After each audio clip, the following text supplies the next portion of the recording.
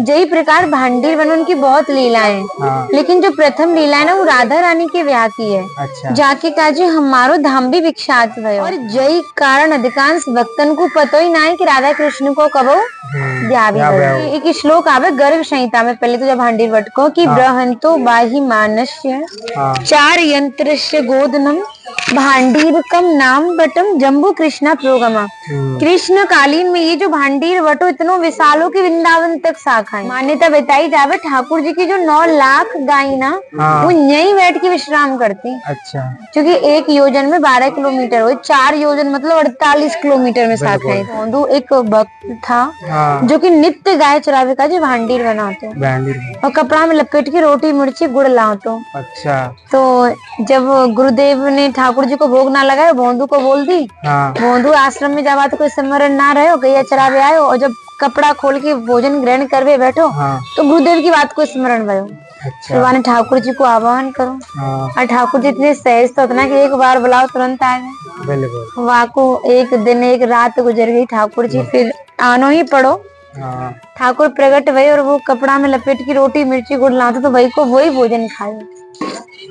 तो आज भी मान्यता प्रदान है कि जो भी भक्त भांडी बनवावे तो यहाँ पे वो प्रसादी अवश्य मांग के पावे।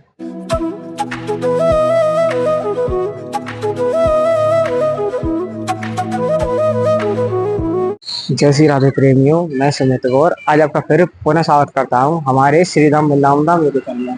तो प्रेमियों, संतों के सत्संग के साथ आज हम ब्रज क्षेत्र में ऐसे स्थानों के भी आपको दर्शन कराएंगे जहाँ पर भगवान ने अनेकों लीलाएं की थी। तो प्रेमियों, इसी को लेकर प्रेमियों आज हम आए श्री राधा कृष्ण विवाह स्थल भांडीर वन मार्ट में। तो प्रेमियों, यहाँ की सेवा साहित्य जो कि इंदुलेखा जी हैं, इंदुलेखा दीदी हैं, वो वहाँ पे ऐसा काम करते हैं। लोगों की जो सैकड़ों लोग आते हैं, जो सैकड़ों भक्त आते हैं, तो प्रेमियों उनकी भोजन सेवा भी करती हैं। प्रेमियों निःशुल्क भोजन सेवा करती हैं। तो प्रेमियों आज हम उन्हीं के मुख से जानेंगे कि यहाँ ऐसा माना जाता है प्रेमियों भांडीर में श्री कृष्ण जी का विवाह स्थल है। ये प्रेमियों विवाह हुआ था। उन्हीं के मुख से आज हम जानेंगे कि मतलब राधा कृष्ण के विवाह के बारे में। और प्रेमियों कुछ लोगों का ये भी कहना है कि राधा कृष्ण का विवाह हुआ ही नहीं था। तो प्रेमियों उन्हीं के मुख से जानेंगे कि विवाह कहाँ हुआ था, किन्होंने कराया था, कैसे हुआ था। आज चलते हैं इंदुलेखा दीदी के पास और जो बातचीत है वो करते हैं। और जो भी आप लोग भक्तों मतलब राधा रानी और भक्तों के माध्यम से जो भी सेवाएं आ रही हैं उस सेवा को करेंगे। कैसी राधा फिल्म चलते हैं। हम इंदुलेखा दीदी के पास आ चुके हैं। आप इंदुलेखा दीदी आप ही बता दो भांडीर वन की कोई पूरा वर्णन बता दो, जैसे काका भाई भांडीर वन में क्या क्या किसी ने लीला रची, क्या क्या महत्व। आपसे मारो राधे राधे। हम भांडीर वन में यहाँ की सेवाएं रहती है और नाम हमारा इंदुलेखा है। अच्छा। श्री जी की बड़ी कृपा है कि यहाँ का हमें अंग से भी बनाया। तो जब भी आप ब्रज में जैसे भ्रमण करने का आओ तो ठाकुर की अनंत लीलाओं को दर्शन करो। क्योंकि कहते ना हरि रूप अनंत हरि कथा अनंता। जई प्रकार भांडीर वन उनकी बहुत लीलाएं, लेकिन जो प्रथम लीला है ना वो राधा रानी के ब्याह की है। अच्छा। जाके काजी हमारो धाम भी विख्यात भयो। लेकिन हमारी सनातन धर्म में श्रीमद भागवत जी सबसे बड़ा ग्रंथ मानो जावे। अच्छा। जब हम वहाँ को अध्ययन करें श्रवण करें तो हमें ज्ञात होए कि वहाँ में राधा रानी को कहूँ नाम ना है। क्योंकि सुखदेव जी जो ना वो राधा रानी को परम गुरु मानते। अच्छा। अब राधा एक नाम थे, उनकी 6 महीना की समाधि लग जावे, नाम ना है राधा रानी को, तो विवाह को प्रमाण कैसे आ सके। जय मारे साप्ताहिक भागवत में रुक्मणी जी के साथ विवाह दिखा में। अच्छा। और जय कारण अधिकांश भक्तन को पता ही ना है कि राधा कृष्ण को कबो ब्याह भी हो। लेकिन श्रीमद भागवत जी को छोड़ के बहुत ग्रंथ ने राधा रानी के विवाह को प्रमाण दे। जैसे गर्ग संहिता, स्कंद पुराण, ब्रह्म वैवर्त पुराण, आदि बरहा पुराण, पद्म पुराण, अनेकों ग्रंथ हैं। अच्छा। लेकिन जब भांडीर वट के नीचे तुम बैठे हो, ये वट वृक्ष नॉर्मल ना है, जाको प्रमाण कितने साल पुराना होगा जब कि विवाह के जो होगा जी। हाँ, विवाह के समय ये प्रमाण था। अब श्रीमद भागवत जी ने स्वयं प्रमाण भांडीर वट को दे, जब राधा रानी कोई नाम ना है। तो राधा रानी को विवाह जी भांडीर वट के नीचे भयो। कि एक श्लोक आवे गर्ग संहिता में, पहले तो जब भांडीर वट को कि ब्रहंतो बाहि मानस्य चार यंत्रस्य गोदनम भांडीरकम नाम बटम जम्बू कृष्णा प्रोगमा। कृष्ण कालीन में ये जो भांडीर वटो इतनो विशालो की वृंदावन तक शाखाएं, या की वट की शाखाएं वृंदावन तक फैली।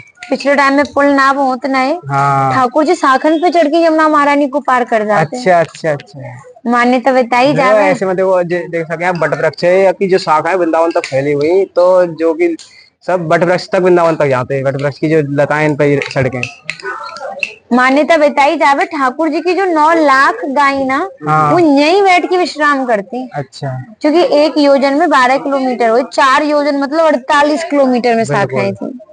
तो माता जो भी प्रसादम रखती थी, माखन मिर्ची रोटी इत्यादि सभी एकत्रित है कि दोपहर को भोजन लेवा करते। अच्छा। भांडीर वन में सबसे बड़ो विशेष बल प्रसादी को बताया जावे कि तुम कबू कबू ब्याह में जाओ तो बिना प्रसाद के आओ ना है। तुम तो राधा रानी की विवाह स्थली आए, तो बिना प्रसाद के कैसे जा सको।